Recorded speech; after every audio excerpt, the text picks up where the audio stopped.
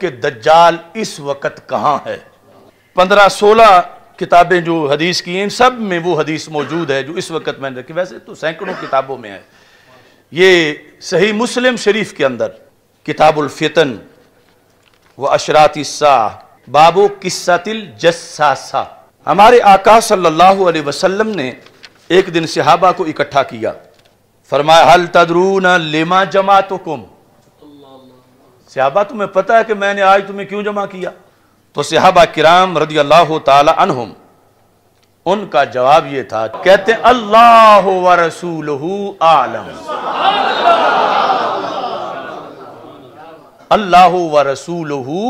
اعلم، یعنی ہمیں کیا پتا، اللہ جانے اور اللہ کے رسول صلی اللہ علیہ وسلم جانے، یعنی بہتر اللہ اور اللہ کے رسول علیہ السلام جانے۔ نبی اکرم صلی اللہ علیہ وسلم نے فرمایا انی واللہ ما جمعتکم لرغبت ولا رہبہ، یعنی عجیب وجہ بیان کی، یہ سارے اجتماعات میں سے منفرد اجتماع تھا۔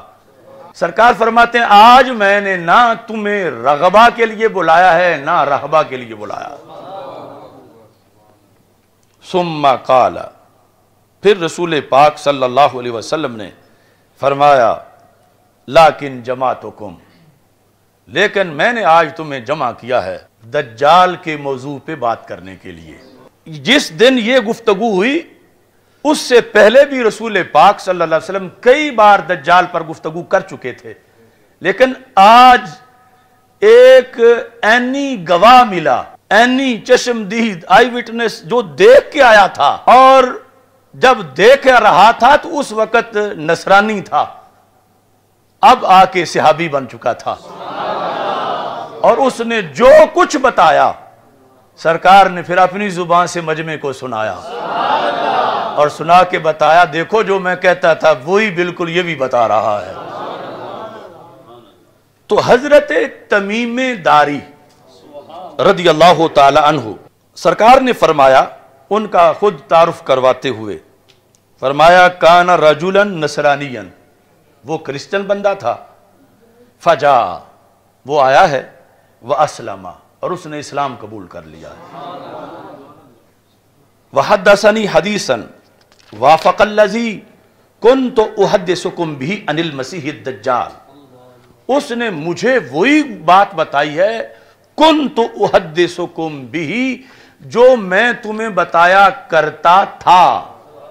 یعنی پاسٹ کانٹینیو، ماضی استمراری، بار بار جو میں تمہیں بتایا کرتا تھا اس نے وہی بات آ کر مجھے بتائی ہے۔ کس کے بارے میں؟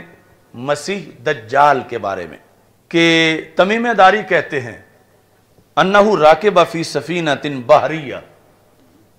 وہ ایک بحری جہاز میں، اس جہاز میں وہ بیٹھے تھے،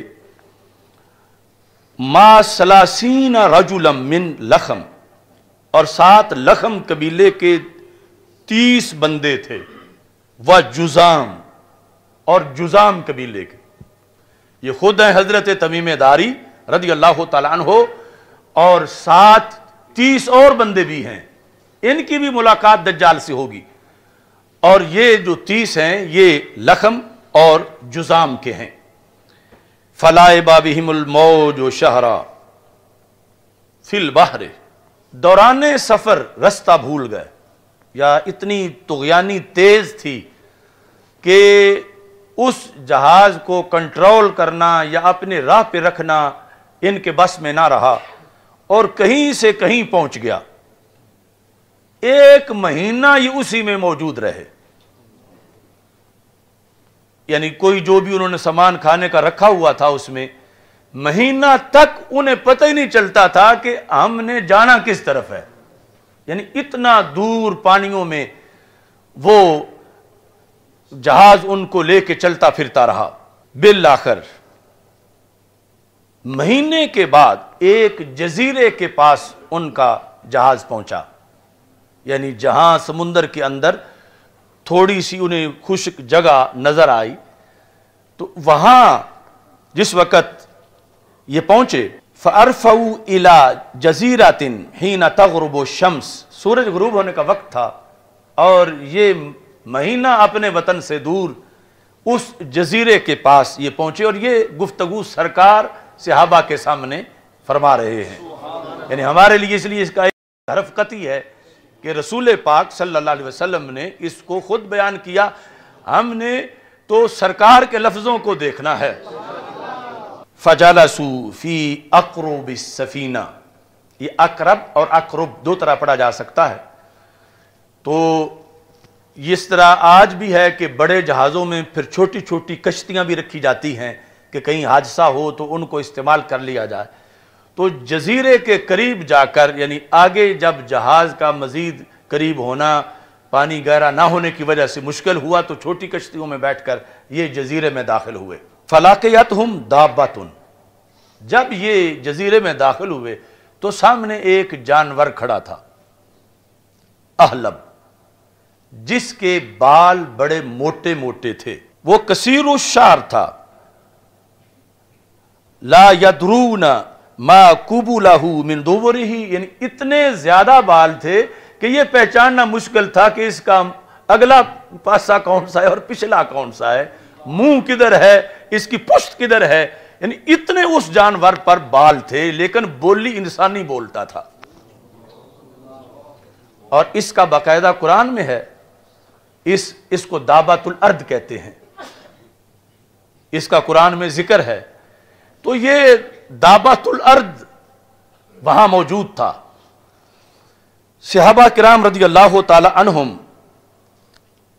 نے جب اس کو دیکھا کہ یہ عجیب چیز ہے، اس جیسا آگے کبھی جانور دیکھا نہیں، قالوا ویلک ما انت، انہوں نے کہا تو تباہ ہو جائے، تو ہے کیا؟ ما انت قالت انا الجساسہ، اس نے کہا میں جساسہ ہوں، میرا نام جساسہ ہے. جساسہ جاسوس، یعنی میں دجال کی خبر دینے والی ہوں، میں جساسہ ہوں. یہاں پھر یعنی دو طرح کی حدیثیں ہیں کہ دوسری حدیث میں ہے کہ جب صحابہ نکلے تو آگے ایک عورت کھڑی تھی جزیرے میں، اور اس میں ہے کہ یہ دعوت الارض تھا. تو تطبیق جو ہے وہ یہ کی کہ یعنی وہ دجال کے دو ذرائع تھے، ایک وہ عورت وہ علیحدہ ہے اور یہ دعوت الارض علیحدہ ہے. اب یہ کوئی قصہ کہانی نہیں، یہ زبان رسالت سے بیان ہونے والا ہے. تو رسول اکرم صلی اللہ علیہ وسلم ارشاد فرماتے ہیں، ان سے گفتگو میں کہا انطلقوا الی ھذا الرجل فی الدیر، کہ یہ جو جزیرہ ہے اس کے اندر ایک گرجا ہے، اس گرجے میں ایک انسان ہے اور وہ تمہارا انتظار کر رہا ہے. انطلقوا، تم اس کی طرف چلو، اس گرجے کے اندر ایک انسان ہے. اور ساتھ یہ کہا فَإِنَّهُ إِلَىٰ خَبْرِكُمْ بِالْأَشْوَاقِ، اسے بڑا شوق ہے کہ تو اس سے بات کرے. یہ پھر یعنی چونکہ اس کے ریلیشن تھے اس کے ساتھ، دعوت الارض تھا، کہ اسے یعنی یہاں بڑی دیر ہو گئی ہے اور اسے کچھ خبریں چاہیے ایک علاقے کی، اور وہ مجھے کہتا رہتا ہے کہ کوئی بندے آئیں کہیں سے تو مجھے ملاؤ. اسے بڑا شوق ہے کہ وہ کوئی انسانوں سے ملاقات کرے. تو تم آ گئے ہو، تم اس کے پاس یہاں گرجے کے اندر داخل ہو جاؤ. صحابی حضرت تمیم داری کہتے ہیں رضی اللہ تعالیٰ عنہ، لما سمت لنا رجلا فرقنا منہا، جب اس نے یعنی ایک تو ویسی وہ ڈرونی سی چیز تھی اور بولی انسانی تھی، اور جب اس نے آگے یہ کہا کہ گرجے میں ایک بیٹھا ہوا ہے اور وہ تمہیں ملنا چاہتا ہے، تو ہمیں اس سے ڈر آیا. یہ جو خبر دینے والا جانور تھا، کہتے ہیں فرقنا منہا، ہم اس سے ڈر گئے، ان تکون شیطانہ، کہ کہیں یہ جن نہ ہو. شیطانہ کا اطلاق مؤنث جن پر، کہ یہ جو جانور ہمیں نظر آ رہا ہے یہ کوئی جن ہے، یعنی اس طرح کی عجیب و غریب یہ باتیں کر رہا ہے کہ انہیں ہمارا شوق ہے اس کو اور ادھر جا کے ملو. فانطلقنا سراعا، تو ہم نے یعنی جلدی جلدی اسے چھوڑا کہ یہ پتہ نہیں کیا مصیبت ہے، ہم ادھر جاتے ہیں جہاں کوئی انسان ہے اندر گرجے میں. حتی دخلنا الدیر، یہاں تک کہ ہم اس گرجے میں داخل ہو گئے. فَإِذًا فِيهِ أَعْظَمُ إِنسان رَأَيْنَاهُ، ہم نے آج تک اتنے بڑے جثے والا انسان نہیں دیکھا تھا جتنا اس جزیرے کے اس گرجے کے اندر تھا، جس جزیرے میں ہم مہینہ سفر کرنے کے بعد پہنچے تھے اور ہمیں پتہ نہیں تھا کہ محل وقوع کیا ہے۔ اتنا بڑا اس کا جثہ تھا، اور پھر یہ ذہن میں رکھو کہ یہ سب کچھ سرکار صلی اللہ علیہ وسلم صحابہ کے سامنے بیان کر رہے ہیں۔ اس کا جسم مضبوط بھی بڑا تھا، اس حالت میں تھا یعنی آزاد نہیں تھا، وہاں پر جکڑا ہوا تھا۔ مجموعاتن یادہ الی عنقہ، اس کے یہ جو ہاتھ ہیں گردن پر پیچھے باندھے ہوئے تھے۔ ما بین رکبتیہ الی کعبیہ بالحدید، اس کے گھٹنوں سے لے کر ٹخنوں تک ساری اس کی جو پنڈلیاں تھیں وہ بیڑیوں سے بھری ہوئی تھیں، یعنی صرف ایک بیڑی سے نہیں ڈالی گئی تھی، بہت طاقتور تھا، اور اس کو گھٹنوں سے لے کر ٹخنوں تک لوہے کی زنجیروں میں جکڑا ہوا تھا، اور اس کے ہاتھ جو ہیں وہ بھی گردن پر باندھے ہوئے تھے۔ فقال اخبرونی عن نخل بیسان، پھر ان سے گفتگو جب شروع ہوئی تو یہ پھر جا کے انہوں نے کہا تو کیا بڑا ہے، تو اپنا کوئی تعارف کروا۔ تو اس نے یہ کہا مجھے چھوڑو، مجھے کچھ سوالوں کے جواب دو۔ اس نے پھر 4 سوال کیے، حضرت تمیم داری رضی اللہ تعالیٰ عنہ نے وہ چاروں سوال رسول پاک صلی اللہ علیہ وسلم کے سامنے بیان کیے۔ اس طرح ذکر ہے، کہتے ہیں قلنا ویلک ما انت، ہم نے اسے کہا تو تباہ ہو جائے، تو کون ہے، یعنی جیسے پہلے وہ دابا کو کہا تھا۔ ویلک ما انت قال قد قدرتم علی خبری، اس نے کہا یہاں تو کوئی آ ہی نہیں سکتا، آ گئے ہو تو میری بات کا جواب دو، مجھ سے نہ پوچھو۔ قد قدرتم علی خبری یعنی مجھ سے مل لینا یہ کوئی آسان بات نہیں ہے۔ فاخبرونی ما انتم، تم بتاؤ تم کون ہو۔ دجال نے آگے سے ان سے سوال کر دیا، اور یہ حدیث رسول صلی اللہ علیہ وسلم میں بیان ہو رہا ہے۔ انہوں نے جواب دیا قالوا نحن اناس من العرب، ہم عرب لوگ ہیں، رکبنا فی سفینۃ بحریہ، ہم ایک کشتی میں بحری سفینے میں بیٹھے تھے، فصادفنا البحر حین اغتلم فلعب بنا الموج شہرا، سمندر میں طغیانی آئی اور ہم رستہ بھٹک گئے، اور 1 مہینہ موجیں ہمیں چکر دیتی رہیں، اور اس کے بعد ہم اس جزیرے کے پاس پہنچے۔ فقال، اس نے کہا چلو مجھے بتاؤ، یہ پہلا سوال ہے، اخبرونی عن نخل بیسان، مجھے بیسان جگہ میں جو کھجوروں کے باغات ہیں ان کے بارے میں خبر دو۔ اب یہ سارے سوالات جو ہیں یہ سرزمین فلسطین کے بارے میں ہیں، یعنی چونکہ پرانا جو جغرافیہ تھا، شام کا اطلاق اردن اور یہ جو فلسطین، لبنان، اس پورے ایریے پہ ہوتا تھا، تو اس ایریے کے لحاظ سے سوالات تھے، اور پھر خصوصی طور پر رسول پاک صلی اللہ علیہ وسلم کے لحاظ سے اس کا سوال تھا۔ اس نے کہا بیسان کے بارے میں مجھے بتاؤ، یعنی یہ آج جغرافیے میں باقاعدہ یہ جگہ نامزد ہے، پہچانی جاتی ہے، میرے پاس اس کی تصویر بھی ہے، اور عربی جو اس وقت کے عرب ہیں انہوں نے کتابوں میں وہ تصویر چھاپی ہوئی ہے کہ یہ پوچھا تھا دجال نے اس وقت حضرت تمیم داری رضی اللہ تعالیٰ عنہ سے، بیسان، یہ لفظ آپ بھی پکا لیں سین کے ساتھ، بیسان کے بارے میں بتاؤ مجھے۔ اس سے کہا بیسان کے بارے میں تم کیا پوچھنا چاہتے ہو، یعنی بیسان کے بارے میں سوال کے کئی مطلب ہو سکتے ہیں، تم کو کیا چیز تمہیں مطلوب ہے کہ بیسان کا ہم کیا بتائیں تجھے، مجھے یہ بتاؤ حل تثمرو، کیا وہاں کھجوریں پھل دے رہی ہیں؟ بیسان کے باغ کے جو کھجوریں ہیں مجھے یہ مطلوب ہے۔ کہ کیا وہ پھل دے رہی ہیں؟ قلنا نعم، ہم نے کہا ہاں ان کو پھل ہے، یعنی ہم جانتے ہیں اس علاقے کو، وہ کھجوریں پھل دے رہی ہیں۔ قال، اب اس نے اس پر تبصرہ کیا، کہتا ہے تبصرے کے اندر انہا توشکو اللہ تثمرا، قریبی وہ وقت آئے گا وہ کھجوریں پھل دینا بند کر دیں۔ یہ جو سوال ہے اصل میں وہ جکڑا ہوا اپنے لیے کہ میں نکلنے کا وقت جو اسے معلوم تھا، ان میں سے ایک نشانی یہ تھی کہ جب بیسان کے کھجور کے درخت بانجھ ہو جائیں گے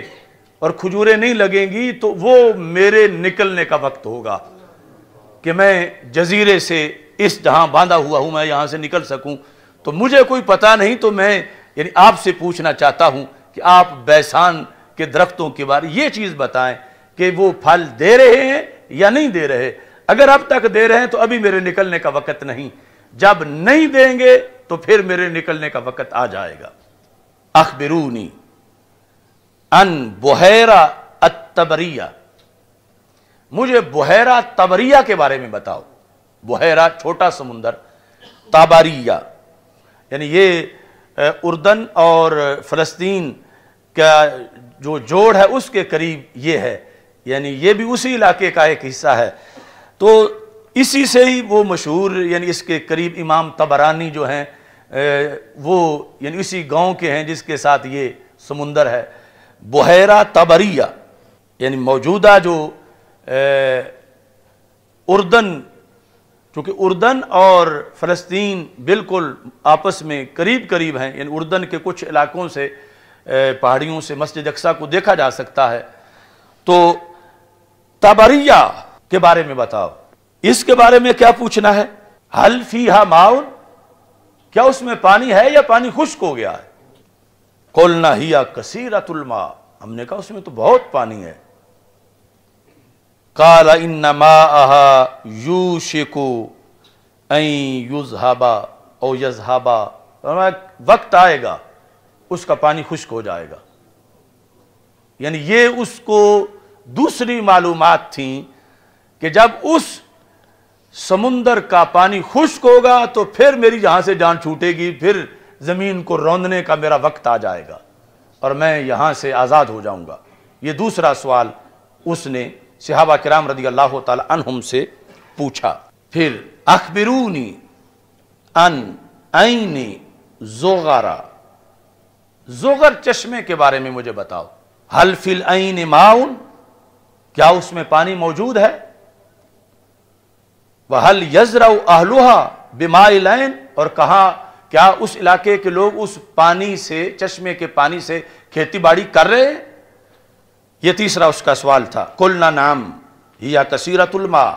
وَأَهْلُهَا يَزْرَعُونَ مِن مَّائِهَا، ہم نے کہا اس میں بہت پانی ہے اور وہاں کے لوگ اس پانی سے کھیتی باڑی کر رہے ہیں۔ اب یہاں اس نے پہلے دو سوالوں پر جو تبصرہ کیا تھا وہ نہیں کیا، یعنی حدیث میں وہ ذکر نہیں ہے کہ ایک وقت آئے گا کہ پانی یہ ختم ہو جائے گا۔ پہلے جو کھجوروں کے بارے میں کہا کہ وہ پھل نہیں دیں گی، اور پھر یہ جو طبریہ بحیرہ تھا اس کے لحاظ سے کہا کہ وہ خشک ہو جائے گا۔ اب موجودہ جو لیٹسٹ معلومات ہیں یعنی اس بحیرہ طبریہ کے بارے میں، وہ یہ ہے کہ اس کے مجموعی پانی میں سے چوتھا حصہ باقی رہ گیا ہے۔ یہ یعنی مجموعی پانی جتنا اس کا پہلے کبھی ہوا کرتا تھا، سمٹتے سمٹتے سمٹتے نیچے آتے آتے آتے چوتھا حصہ پانی رہ گیا ہے۔ یہ جو نہایت العالم کے اندر بھی اس کی تصویر دی ہوئی ہے، اور بھی جو لیٹسٹ اس وقت عرب کی کتابیں ہیں، چونکہ وہ یعنی ایسا نہیں کہ کوئی زمین پہ نامعلوم جگہ ہو، یہ جو علامتوں والی ہے یہ معلوم جگہ ہیں، اور یہ بھی یعنی فلسطین کے ایریے کا وہ جو کھجوروں والا باغ ہے وہ بھی فلسطین کا، اور یہ بھی اس سے اٹیچ جگہ ہے۔ تیسرا زغر وہ بھی اسی علاقے کا ہے۔ اب چوتھا سوال، اخبرونی عن نبی الامیین، نبی الامیین، امیوں کے نبی کی مجھے خبر دو۔ ایک تھا نا نبی امی کی، امی کو نبی کی صفت بنایا جائے، اس نے کہا امیین کے نبی، یعنی عربوں کے جو نبی ہیں صلی اللہ علیہ وسلم ان کے بارے میں تم مجھے خبر دو۔ ما فعل، کیا بنا ان کا، کیسی رہی نبوت ان کی، یعنی ما فعل انہوں نے کیسے اپنی نبوت کا نظام چلایا۔ تو کہتے ہیں کہ قلنا، ہم نے کہا قد خرج من مکہ ونزل بیثرب، کہ مکہ مکرمہ سے تو وہ نکل آئے ہیں، ہجرت کر لیا انہوں نے، اور یثرب میں اس وقت وہ رہتے ہیں۔ یعنی تمیم داری بھی چونکہ ایک جنرل معلوماتی کلمہ تو پڑھا نہیں تھا اس وقت جب دجال سے ملاقات کر رہے تھے، تو کہا کہ وہ مکہ مکرمہ سے ہجرت کر کے مدینہ منورہ آ چکے ہیں یثرب میں۔ اس نے سوال کیا، یہ پھر رسول پاک صلی اللہ علیہ وسلم کے بارے میں جو چوتھا سوال تھا، اسی کے اندر پھر یہ سوال ہے، اقاتلہ العرب، کیا عربوں نے ان سے لڑائی لڑی، عربوں نے ان سے جنگ کی، ان کا رستہ روکا؟ قلنا نعم، ہم نے کہا ہاں عربوں نے ان سے لڑائیاں لڑیں۔ اس نے پھر آگے سوال کیا کیف صنع بہم، تو پھر یہ جو حضرت محمد صلی اللہ علیہ وسلم ہیں انہوں نے ان عربوں کے ساتھ کیا سلوک کیا جب انہوں نے ان کا رستہ روکا، ان سے جنگیں کی، تو انہوں نے ان کا کیا کس طرح سلوک کیا ان کے ساتھ؟ فَأَخْبَرْنَاهُ أَنَّهُ قَدْ ظَهَرَ، ہم نے کہا عربوں پر تو وہ غالب آ گئے۔ لفظ یہ تھے قد ظہر علی من یلیہ من العرب وَأَطَاعُوهُ، کہ جو بھی عرب کے ایریے ان کے قریب قریب تھے ان پہ وہ غالب آ گئے ہیں اور عربوں نے ان کی اطاعت کر لی ہے۔ اب یہ جملہ ہے جو کہ ایک تاریخی جملہ ہے، یعنی جس جملے کی توقع نہیں کی جا سکتی تھی دجال سے، مگر آمنہ کے لال صلی اللہ علیہ وسلم کی شان رب اس کی زبان سے بھی بیان کروا رہا۔ جس طرح وہ شیطان نے بھی آیت الکرسی کا درس دے دیا تھا، تو سرکار نے فرمایا ان الکذوب قد یصدق، بڑا جھوٹا بھی کبھی سچ بول جاتا ہے۔ دجال تھا مگر پھر بھی یہ جملہ بول گیا جب پتہ چلا کہ عربوں سے جنگیں ہوئی ہیں، عربوں پہ وہ غالب آ گئے ہیں، عربوں نے ان کی اطاعت کر لی ہے، تو کہتا اما ان ذالک خیر لہم، یہی عربوں کے لیے بہتر تھا۔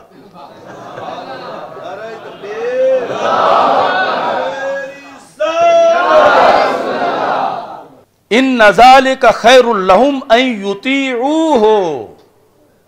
کہتا ہے ورنہ ان سب کا بھٹتا ہو جانا تھا اگر اطاعت نہ کرتے، تو یہ ان کے لیے بہتر تھا کہ انہوں نے اطاعت کر لی ہے۔ اور ویسے بھی یعنی جو ویسے کامیابی ہے آخرت کے لحاظ سے وہ بھی یحتمل انہ من باب الصرف صرفہ اللہ تعالی عن الطعن فیہ والتکبر علیہ کالمغلوب علیہ والماخوذ علیہ فلا یستطیع ان یتکلم بغیرہ تائیدا لنبیہ صلی اللہ علیہ وسلم۔ فرمایا یہ رب کا تصرف تھا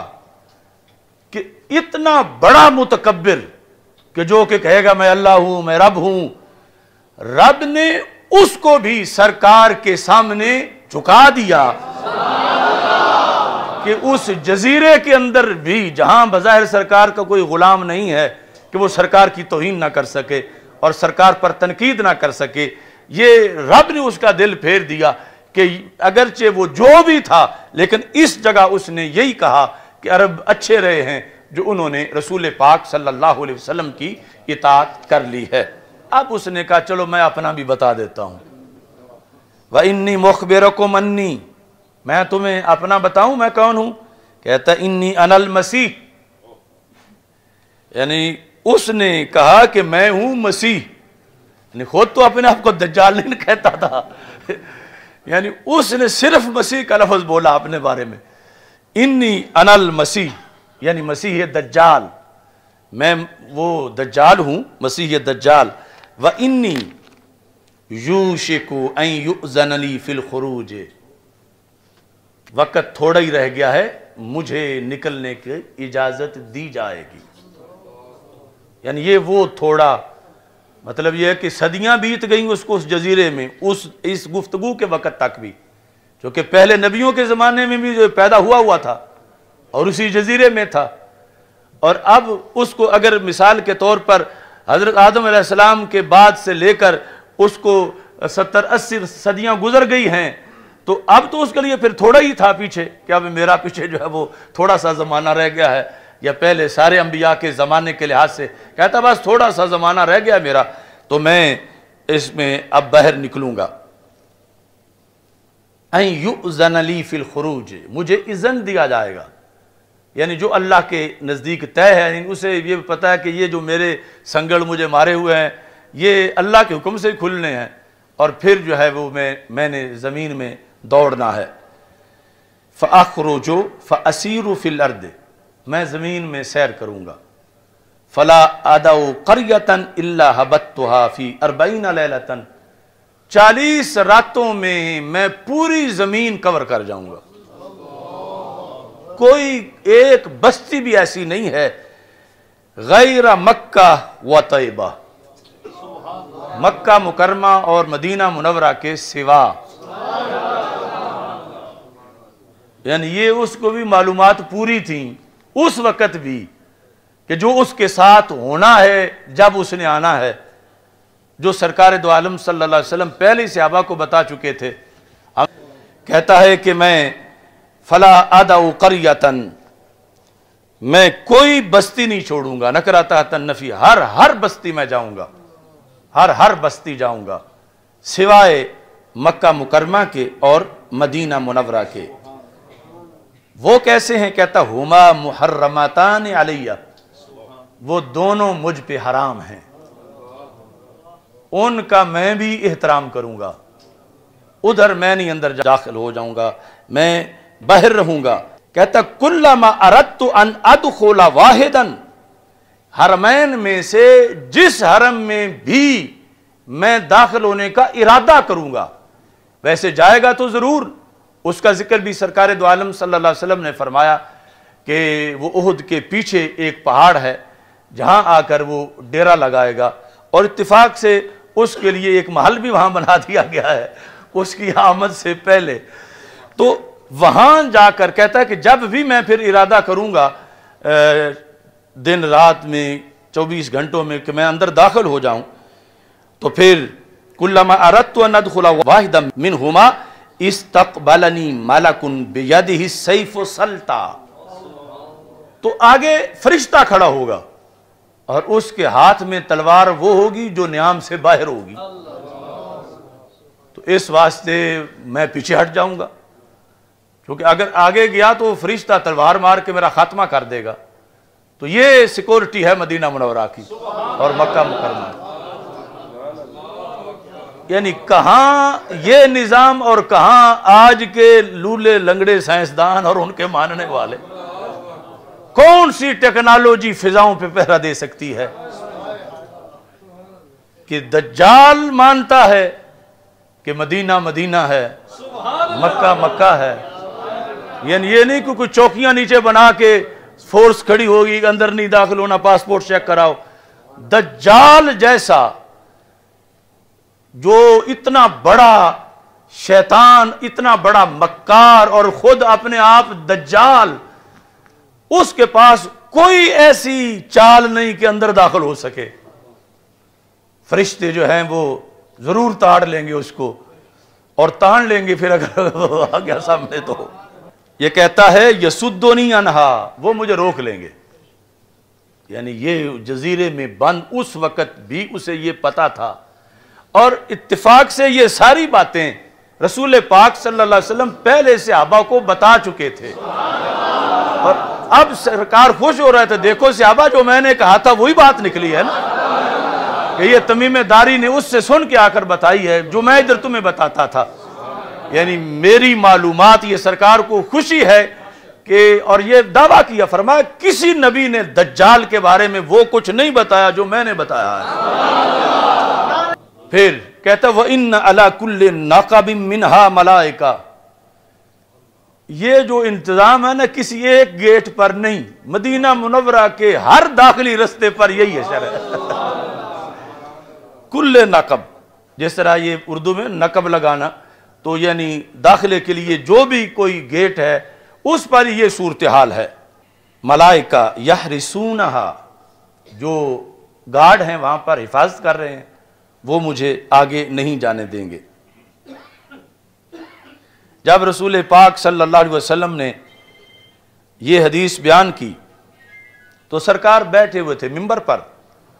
تو صحابہ جو ہیں وہ لفظوں کی ویڈیو بناتے تھے۔ تو صحابہ کہتے ہیں کہ جس وقت رسول پاک صلی اللہ علیہ وسلم اس جگہ اس بیان تک پہنچے، قال رسول اللہ صلی اللہ علیہ وسلم، اور آگے جملہ حالیہ ہے، کہا نبی اکرم صلی اللہ علیہ وسلم نے، اور حال یہ ہے کہ سرکار کیا کر رہے تھے، وَتَانَ بِمِخْصَرَتِهِ فِي الْمِنْبَرِ، سرکار نے اس حال میں کہ اپنا عصا ممبر پہ مارا اور فرمایا کوئی عام بات نہیں، طیبہ طیبہ ہے۔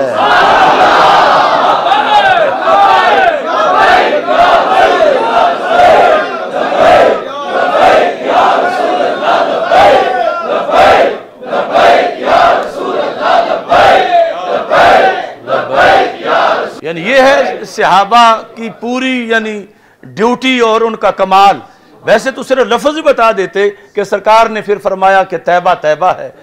لیکن کہتے ہیں کہ سرکار نے اپنا عصا ممبر پہ مار کے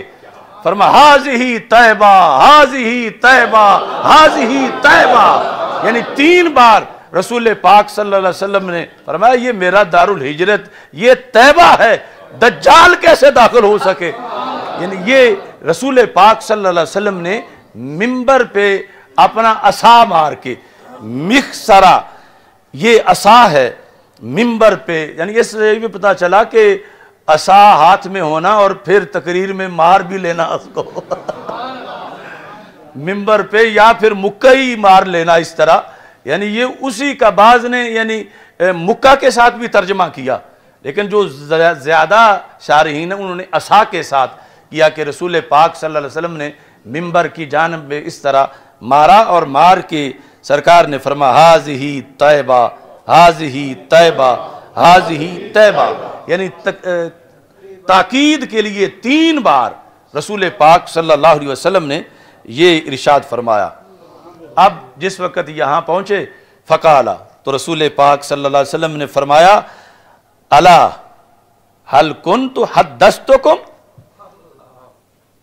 بتاؤ یہی میں بیان کرتا تھا نا تمہارے سامنے، الا هل كنت حدثتكم، كنت حدثتم هذه استمراری، یہی میں کہا کرتا تھا نا تمہیں، یہی میں حدیث بیان کرتا تھا۔ فقال الناس نعم، تو سب نے کہا بالکل یا رسول اللہ صلی اللہ علیہ وسلم۔ تو رسول اکرم صلی اللہ علیہ وسلم نے فرمایا انہو فی بحر الشام او بحر الیمن لا بل من قبل المشرق، فرمایا وہ جزیرہ وہ بحر شام میں ہے، یعنی بڑا عجیب انداز ہے، یعنی بیان کرتے کرتے سرکار پھر حکمت کے تحت مبہم کر گئے۔ کس طرح؟ فرمایا وہ بحر شام میں ہے یا بحر یمن میں ہے۔ یہاں پہنچ کر رسول اکرم فرماتے ہیں نہیں بلکہ وہ مشرق کی طرف ہے۔